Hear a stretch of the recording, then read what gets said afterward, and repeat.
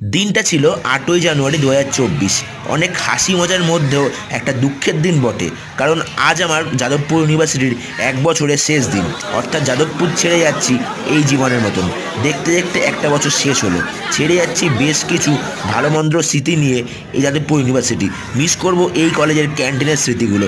ইউনিভার্সিটির ভিতরে রাস্তা, মাঠ সবই স্মৃতি হয়ে যাবে।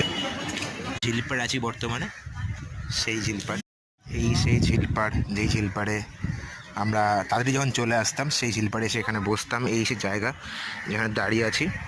মিস করবো ওই লিফটে করে যাতায়াতকে। রেগুলার কলেজ আসার সময় এই যে লিফটে করে আমি যেতাম, কিছুক্ষণ পরে সেকেন্ড ফ্লোর বলবে, মিস করবো ওই সেকেন্ড ফ্লোর। ডিটেলস ভিডিও চ্যানেলে দেওয়া থাকলো, সবাই দেখে জানিও কমেন্ট করে কেমন লাগলো। ইম্প্যাক্ট সেন্টার অর্থাৎ ক্যাট সেন্টার।